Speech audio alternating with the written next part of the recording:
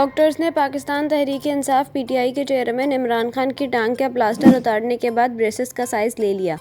लाहौर में इमरान खान की टांग के लिए ब्रेसेस का साइज लेने वाले डॉक्टर खालिद न्याजी ने अपने वीडियो बयान में कहा है कि इमरान खान के जख्म काफ़ी हद तक ठीक हो गए हैं।